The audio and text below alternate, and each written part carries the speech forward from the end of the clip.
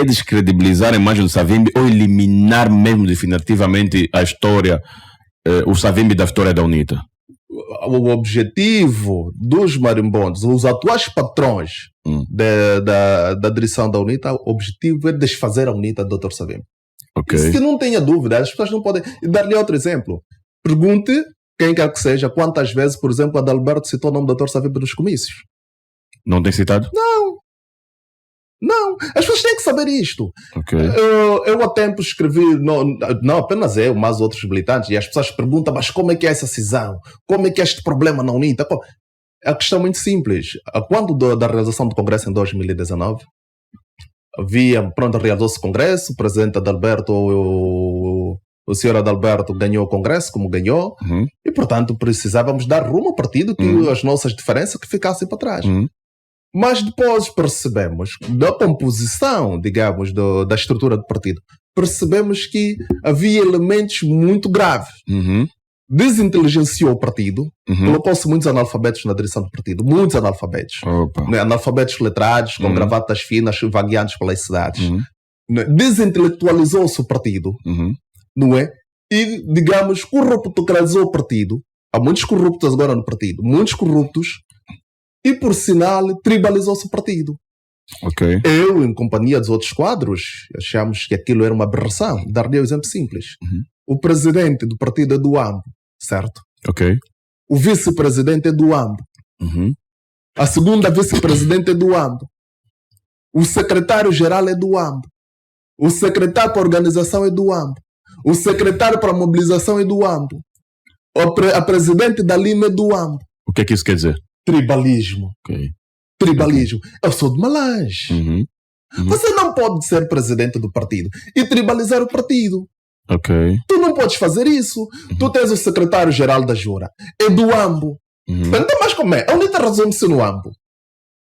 Okay. E as pessoas não têm coragem de dizer isso porquê. Não discutem isto porquê.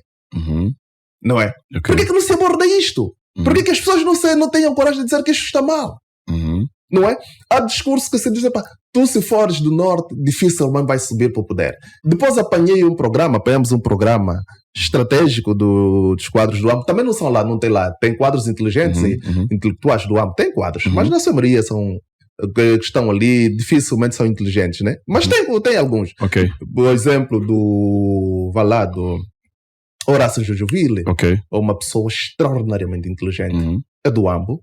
É preciso, aquilo que disse, coisas boas devem ser ditas. O que eu quero só entender também, Gaspar, é o seguinte: Adalberto é visto como muito inteligente e naturalmente é muito inteligente, pelo que se tem visto nas suas abordagens. Estás a rir do que é, Gaspar?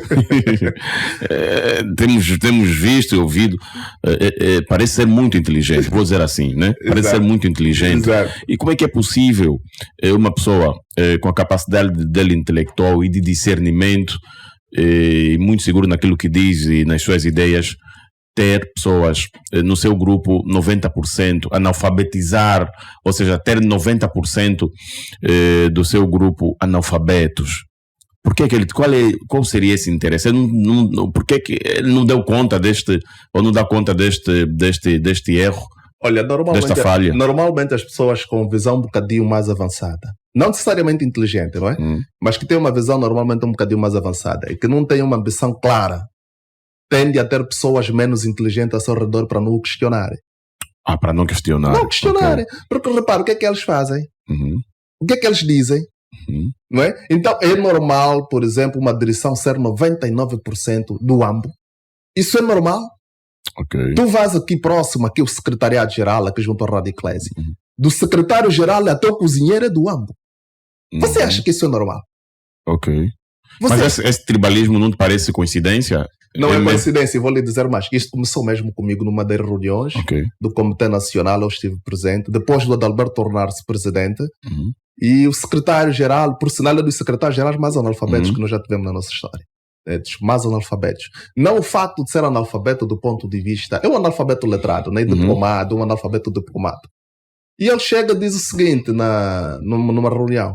A UNITA é da família Chitunda, é da família Pena, é da família Numa, é da família... Tudo do AMBO. Para quem não é dessa família... Numa reunião do Comitê Nacional. Eu estive presente nessa reunião. E ao dia seguinte fiz uma mensagem para ele, publiquei no Facebook. Luanda Norte, o senhor já apanhou o carro, já foi para o Uambo? Okay. Porque se você acha que a UNITA só pertence apenas aos povos do centro e sul, ou sobretudo do sul, ou do Uambo, então que vá lá para o Uambo, vá lá para o Bailundo. Não é? Pelo menos vai lá destilando que sangue, ou uma coisa assim, vai para lá. Porque Luanda é Norte. Eu fiz isso e tive que afrontar. Escrevemos uma carta ao presidente e pedimos que destribalizasse o partido. Ok. Me diz uma coisa. Se a UNITA, por exemplo, for poder em 2027, o Uambo, naturalmente, pelo que estamos aqui a ouvir, será bem mais privilegiado comparativamente a outras províncias. Não só 2027. A atual direção do partido, pela forma que conduz, digamos, as atividades, ou pela forma que conduz o partido, corre o risco, ou tende, de facto, a criar cisões ou divisões regionais muito antagónicas. Não é? Porque se as divisões regionais antagónicas não estão só porque a UNITA ainda é oposição, não. Mesmo se for poder, as divergências serão, digamos, elevadas. Haverá divergências muito elevadas. Portanto, a questão que se coloca hoje é que não podemos aceitar de forma alguma, né? Não podemos aceitar de forma alguma que a UNITA seja dirigida num pendor totalmente tribalista. Isso na minha cabeça não entra. E não é porque é uma questão de cargo, não é porque é uma questão de vá lá de espaço. Vou perguntar uma coisa. Então, eu assim preciso de quê? Eu entreguei-me para a UNITA. Mas se calhar estás à procura de um estatuto superior ao atual. Não preciso isto. Os militantes da UNITA conhecem... crescimento profissional. Ambição profissional todos nós temos. Diz um dos cientistas políticos angolanos que a missão política, né, para os mais avançados, é uma missão de sacerdócio. É para servir. Então é verdade. Porque essa questão de dizer que não precisa de espaço, precisa daquilo, não, nós já não precisamos disso. Nós não precisamos disso. Mas que a UNITA de facto tem de ser um partido, tem de reencontrar-se com a sua matriz, com a sua pureza ideológica. Isso não existe. E quando eu falei aqui, por exemplo, a questão do Abel Chivukuvu, como é que o Abel chega a chincalhar o Dr. Savimbi, chama o Dr. Savimbi de desequilibrado, chama-o de bêbado, o indivíduo que por sinal era um ladrão lá nos bairros, lá nos mocecos do Bailundo, o Dr. Savimbi recrutou.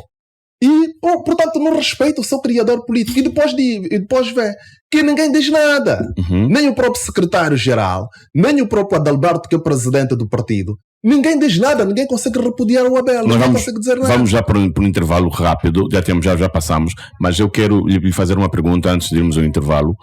Qual seria o interesse que a oposição, no caso do MPLA, teria de desfazer a imagem do Savimbi à UNITA? Não interessa do MPLA no seu todo. E vou dizer porquê. Há um antagonismo também dentro do MPLA. Se você estiver lembrado, o Dr. Savimbi morre em fevereiro de 2002. Eduardo dos Santos ficou com o corpo do Dr. Savimbi 16 anos. O João Lourenço entregou o corpo do Dr. Savimbi em 2018.